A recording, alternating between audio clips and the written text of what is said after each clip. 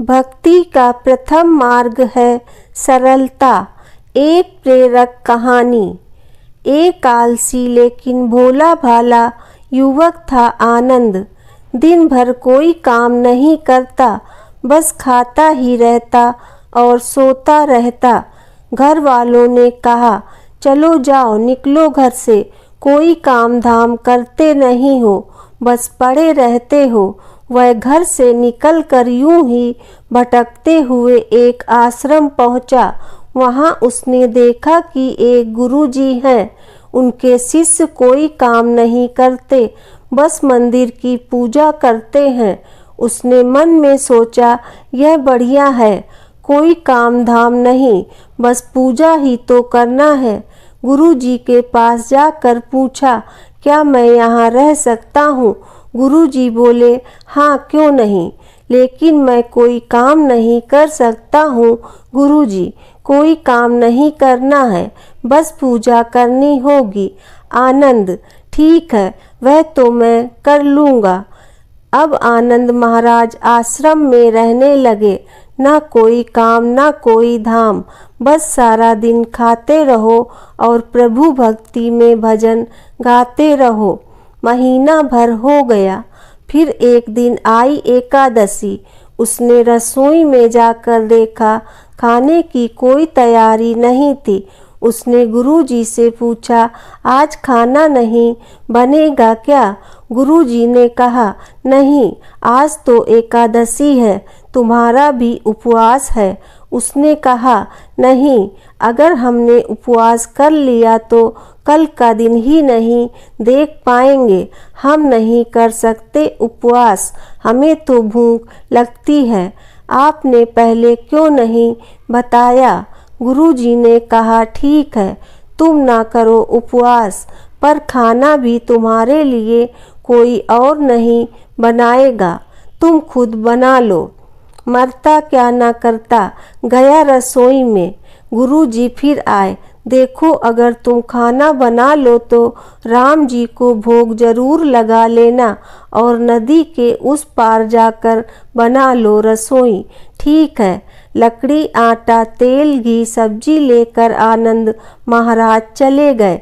जैसे तैसा खाना भी बनाया। खाने लगा तो याद आया, गुरुजी ने कहा था कि राम जी को भोग लगाना है।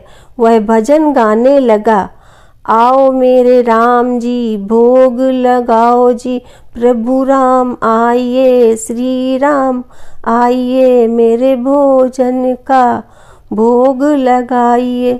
कोई न आया तो बेचैन हो गया कि यहाँ तो भूख लग रही है और राम जी आ ही नहीं रहे।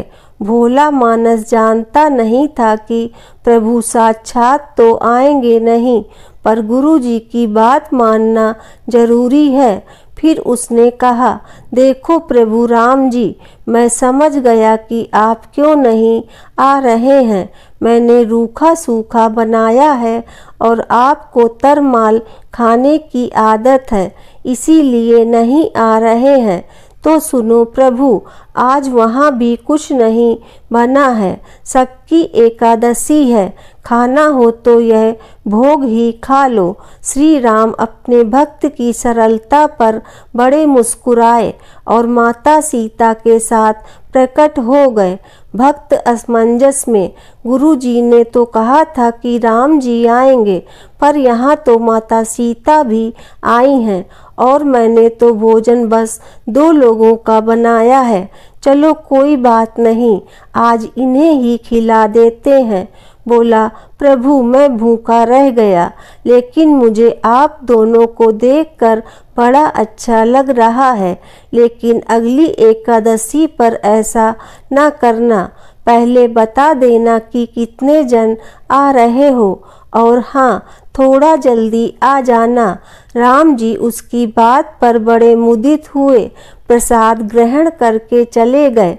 अगली एकादशी तक यह भोला मानस सब भूल गया।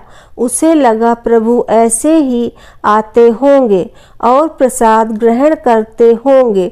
फिर एकादशी आई।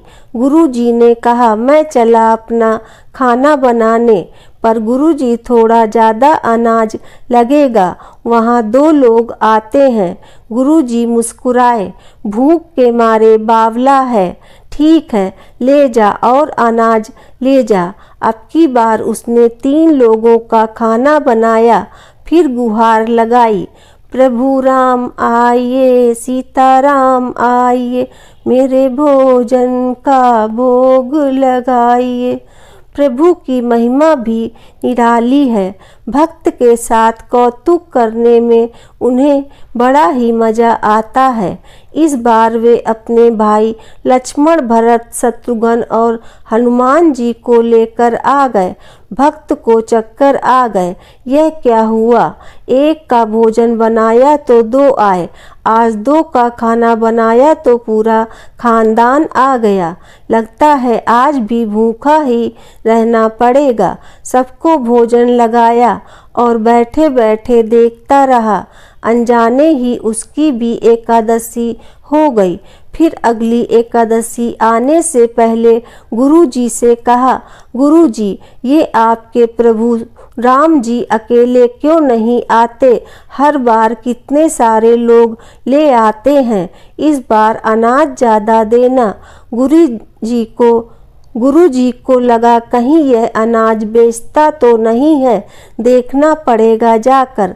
भंडार में कहा, इसे जितना अनाज चाहिए दे दो, और छुपकर उसे देखने चल पड़े। इस बार आनंद ने सोचा खाना पहले नहीं बनाऊंगा, पता नहीं कितने लोग आ जाएं, पहले बुला लेता हूँ फिर बनाता हूँ।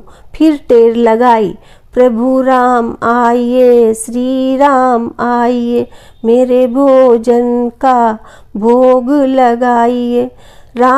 सारा राम दरबार मौजूद। इस बार तो हनुमान जी भी साथ आए, लेकिन यह क्या प्रसाद तो तैयार ही नहीं है। भक्त ठहरा भोला भाला, बोला प्रभु इस बार मैंने खाना नहीं बनाया।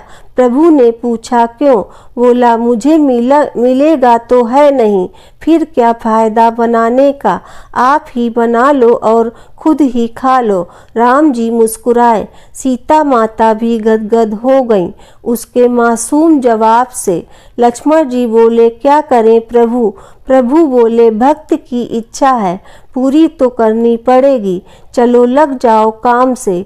लक्ष्मण जी ने लकड़ी उठाई, माता सीता आटा सानने लगी। भक्त एक तरफ बैठकर देखता रहा। माता सीता रसोई बना रही थी तो कई ऋषि मुनि यक्ष गंधर्व प्रसाद लेने आने लगे।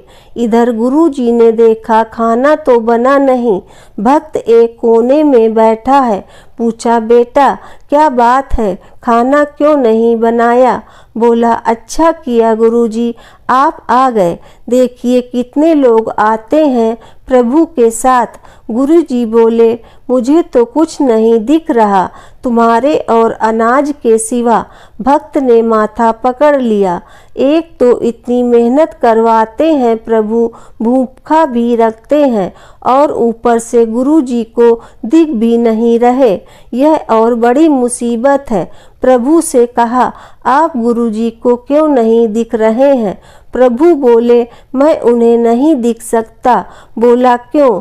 वे तो बड़े पंडित हैं, ज्ञानी हैं, विद्वान हैं, उन्हें तो बहुत कुछ आता है, उनको क्यों नहीं दिखते आप? प्रभु बोले माना कि उनको सब आता है पर वे सरल नहीं हैं तुम्हारी तरह, इसलिए उनको नहीं दिख सकता। आनंद ने गुरुजी से कहा गुरुजी प्रभु कह रहे हैं आप सरल नहीं हैं, इसलिए आपको नहीं दिखेंगे। गुरुजी रोने लगे, वाकई मैंने सब कुछ पाया पर सरलता नहीं पा सका तुम्हारी तरह, और प्रभु तो मन की सरलता से ही मिलते हैं। प्रभु प्रकट हो गए और गुरुजी को भी दर्शन दिए। इस तरह एक भक्त के कहने पर प्रभु ने रसोई भी बनाई। जय श्री राम। दोस्तों, आपको यह कहानी कैसी लगी कृपया कमेंट करके ज़रूर बताएं। वीडियो पसंद आया हो तो लाइक करें और आगे की ऐसी ही कथा कहानियाँ एवं जानकारियों को जानने के लिए चैनल को सब्सक्राइब अवश्य करें। धन्यवाद।